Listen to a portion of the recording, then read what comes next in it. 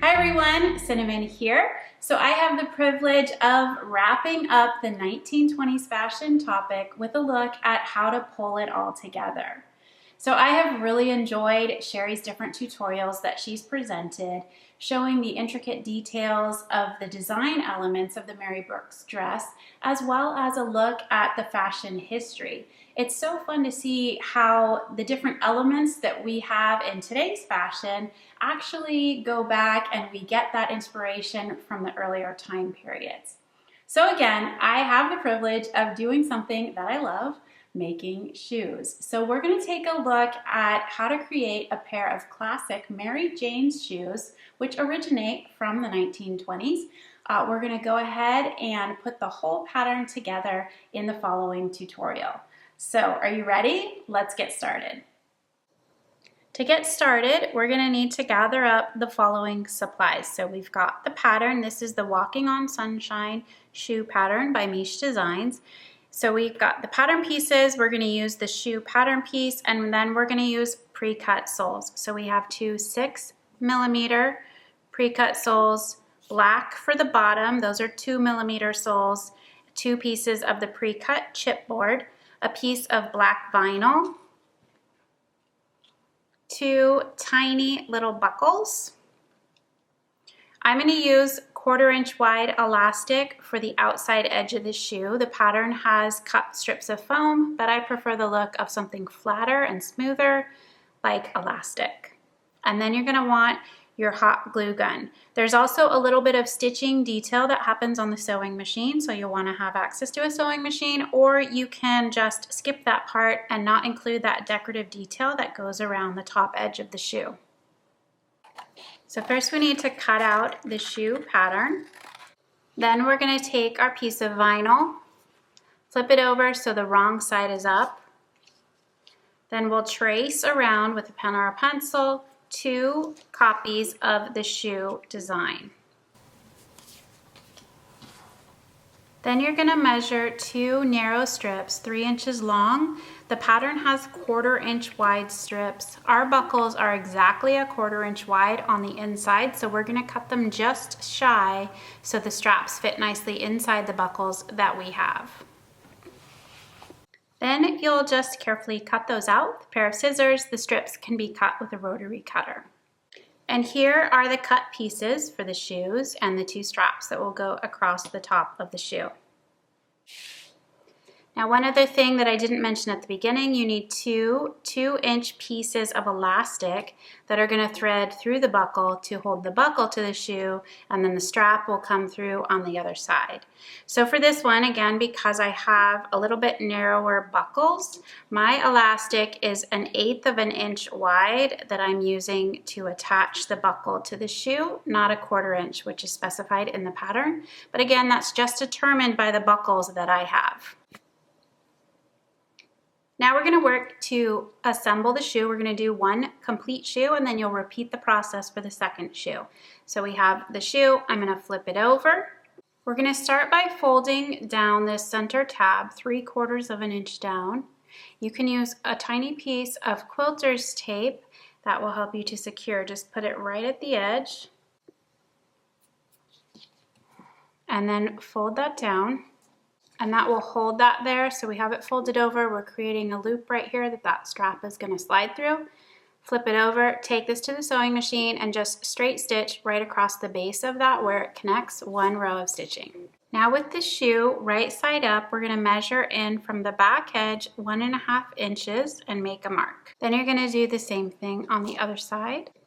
Then you're going to bring in one of your strap pieces, placing it also wrong side up. We're going to align that against both of these markings so the strap lays positionally straight across the top of the shoe. But we're going to sew this on just one side. So you line this up,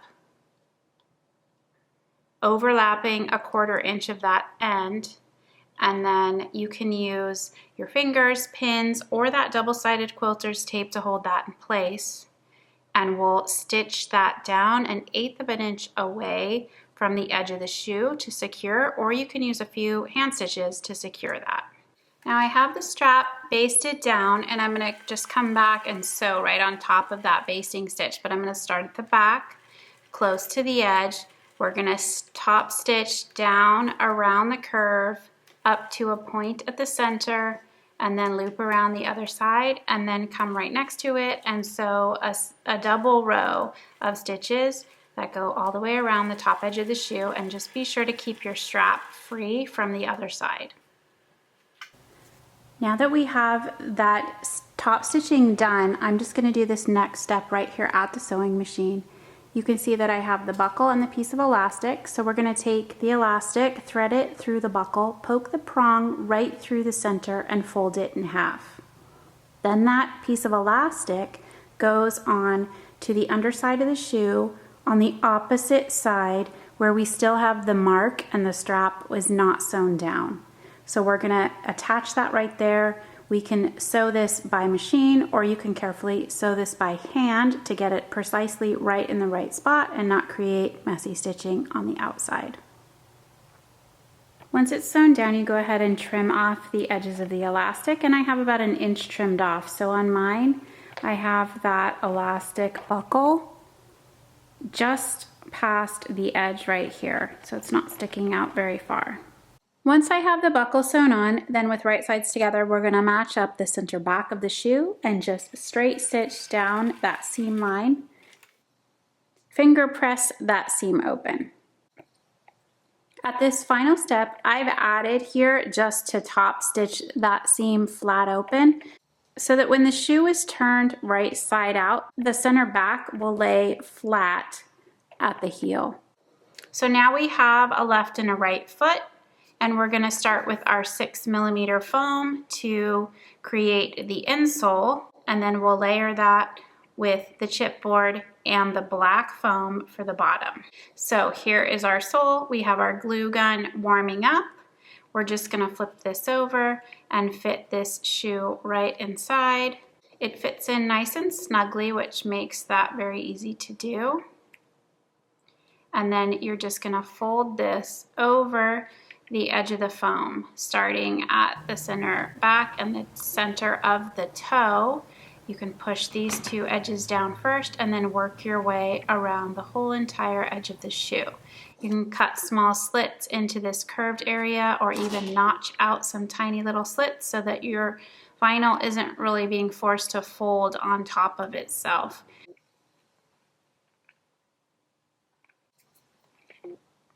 So this is the wearer's right shoe. You can see the toe coming up to the point. So when we do the opposite shoe, we're just going to want to make sure that we have the foam positioned with the toes pointing in, and then this shoe will take the shape of the wearer's left.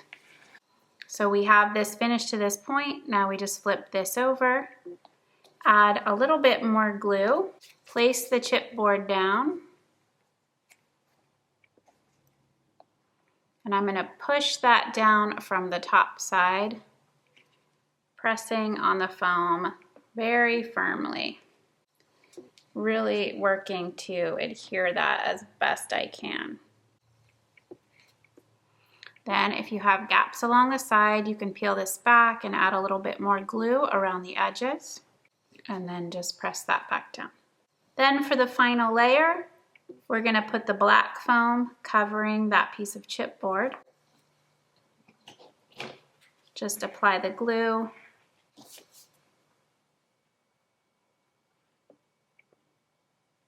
Position that down evenly. There's the bottom of the shoe. Now we're going to bring in this black flat elastic. Starting at center back, I'm going to glue that down and then carefully go all the way around the edge of the shoe that covers the layers of chipboard and foam and the little gap between the vinyl and the base of the shoe.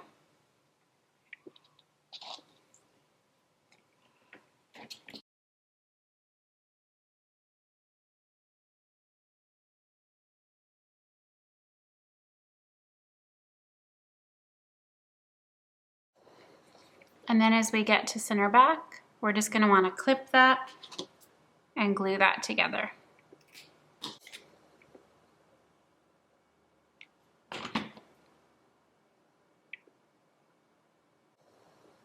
And there you can see the edge of that shoe.